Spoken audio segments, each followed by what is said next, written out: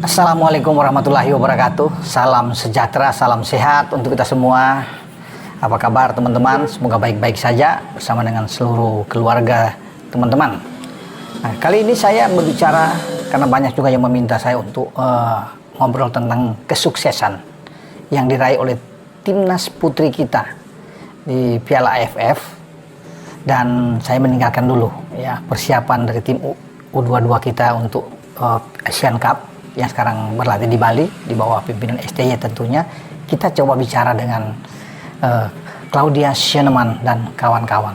Sukses melaju ke final untuk mengalahkan Singapura di semifinal dengan 3-0, luar biasa. Nantinya mereka akan bertarung di final menghadapi tuan rumah Kamboja ya, karena Kamboja itu menang dari Timur Leste ya dengan 3-0 juga, sehingga ini pertemuan yang menarik karena 3 tim teratas ini akan langsung menuju ke Piala AFF ya, di ASEAN Championship Women 2025. Di sana sudah menunggu 4 tim teratas yang di Piala AFF 2022 itu berjaya. Ada Filipina, Thailand, ada juga Myanmar dan Vietnam. Nah, nanti akan menunggu Indonesia, Kamboja, dan juga apakah Timur Leste atau Singapura yang akan melengkapi pada 2025. Tapi penampilan dari tim putri ini oke ya, kalau bisa dikatakan di fase grup mengalahkan Malaysia lewat gol Claudia Schienemann, karena Claudia Schienemann ini yang membuka gol kemarin di menit awal lawan Singapura sudah mencetak 2 gol. Tertinggal 1 gol di belakang top skor yang ada di Kamboja ya. Pemain mereka pun Kuntea 3 gol. Jadi pertemuan Indonesia dan Kamboja ini menarik karena selain memperebutkan gelar juara di ada 4 besar di Piala AFF ini, itu ada perebutan posisi top skor antara Claudia dan dengan Kuntea. Karena Kuntea 3, Claudia 2. Ada pemain Indonesia lainnya 2 yang sudah mencetak 1 gol ya. Kemarin ke gawang Singapura ada Oktaviani.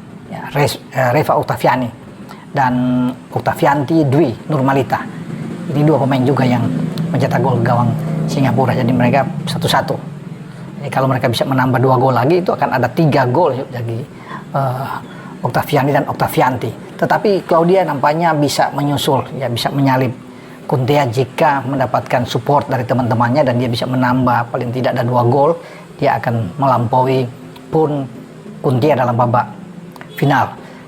Ketua Umum PSSI Pak Erick Thohir itu sangat senang dengan pencapaian yang dilakukan oleh tim asuhan Satoru ini ya, pelatih asal Jepang yang menukangi timnas putri kita. Luar biasanya karena kita tidak ada kompetisi ya untuk tim putri ini. Tetapi kita punya tim nasional yang dibina dengan sangat baik oleh Satoru ini dan ada perhatian dari PSSI. Tapi kompetisi yang akan datang sedang dipikirkan untuk bagaimana putri ini terus meningkat, karena harus ada kompetisinya juga. Pembinaan tim putri ini perlu. Tapi tim nasional kita sudah mulai menunjukkan satu hal yang baik, karena sebelumnya kita tahu bersama kan ada 2. Kalau bicara di yang level lebih tinggi lagi nanti itu ada 2 pemain yang sudah kita ambil sumpah sebelumnya kan, dan kita akan tunggu nantinya. Nah, Pak Erick mengatakan bahwa dia bangga pencapaian ini, bahkan dia tulis di Instagram dia final. Sesuatu yang tentunya di luar perkiraan bagi Pak Erick, bahwa anak-anak ini tampil dengan oke dan sudah melaju sampai setinggi ini. Jadi perlu diapresiasi, kata Pak Erick. Dia bangga dengan pencapaian yang dibuat oleh Claudia dan kawan-kawan, dan semoga di final nanti berharap bisa menjadi juara dan ikut juga dalam kompetisi pada tahun depan di ASEAN Championship ya Women ini. Oke, dari kesuksesan ya, kegemilangan tim nasional putri kita ya, saya coba untuk bergeser ke Kevin Dix sekarang. Kevin Dix menyelesaikan kompetisi di Liga Denmark bersama dengan Copenhagen bagus, mengalahkan Nordsjælland di markas mereka di Stadion Parken di Liga Denmark teman-teman dengan 3-1. Sempat kebobolan dulu ya pada Selasa dini hari tadi itu lewat Peter Andersen, pemain Nordsjælland ya di menit ke-15 kalau tidak salah, sebelum disamakan oleh Robert, pemain Copenhagen 1-1. Nah, Kevin Dix ini bermain di babak pertama, tapi di babak kedua dia langsung digantikan oleh pelatih Jakob Nestrup oleh pemain cadangan mereka, Gomez kalau tidak salah di sana, untuk masuk menggantikan Kevin Dix. Dan ini mungkin hanya masalah taktik juga, sehingga Kevin Dix hanya bermain separuh babak, tidak seperti biasanya. Dia ini kan pemain inti yang selalu tersedia, diandalkan oleh Jakob Neystrup. Tentunya ada pemikiran-pemikiran untuk mengubah strategi yang ada, dan memang mereka mendapatkan hasil yang bagus. Ada Thomas Delaney yang bisa membuat gol, ya, dan Muhammad Elyounoussi yang mendapat umpan dari Delaney untuk membuat gol ketiga. Jadi mereka menang 3-1. Ini cukup dengan 33 poin.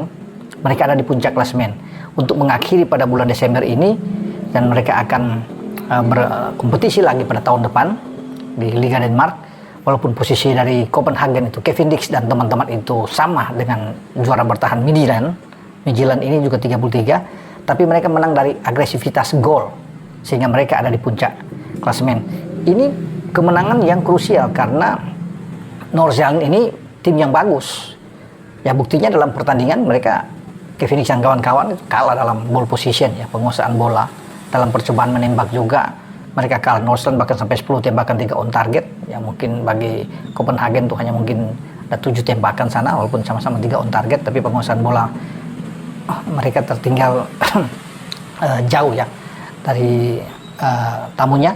Tapi tidak mengapa, karena itu bukan sebuah jaminan, dan akhirnya Copenhagen bisa menyelesaikan pertandingan. Dan ini satu hal yang sangat bagus bagi Kevin Dix untuk menyelesaikan Liga Denmark, di mana mereka ada di puncak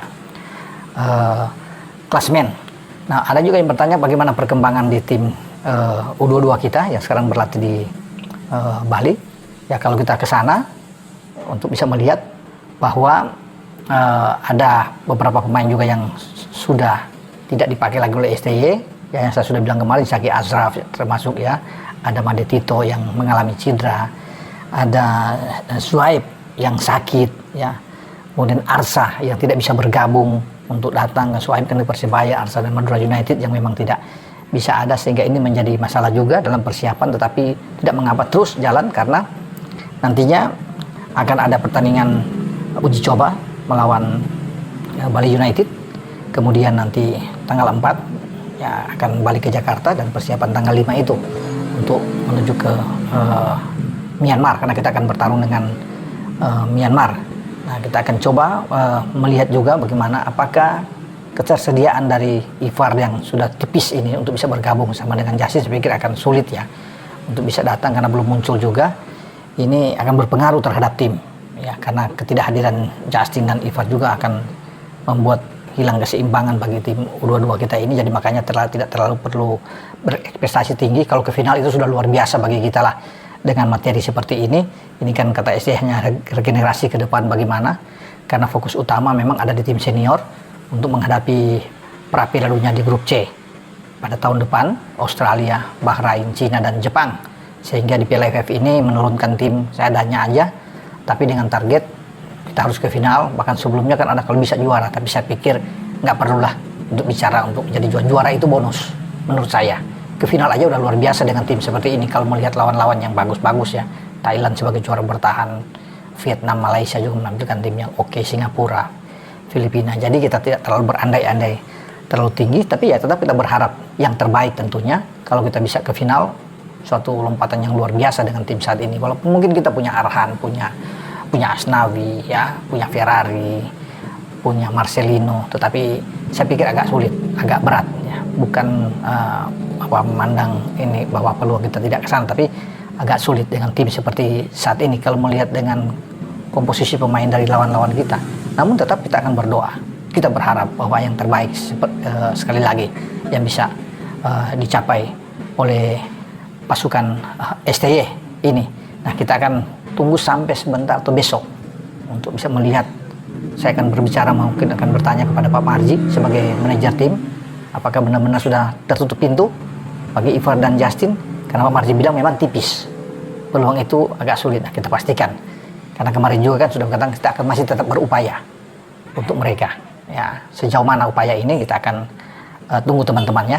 Jadi itulah informasi dari saya untuk tim putri kita. Selamat bagi timnas kita, untuk Claudia dan kawan-kawan sudah ke final, dan juga dengan Kevin Dix juga selamat sudah berada di puncak klasemen, dan semoga tidak cedera lagi bagi Kevin Dix, ya, untuk persiapan tahun depan memperkuat Garuda atau tim merah putih kita menghadapi 4 pertandingan sisa di grup C, dan sekarang persiapan dari STY dengan tim U22 ke Piala AFF atau ASEAN Cup. Dengan saya Bung Ropan, ciao.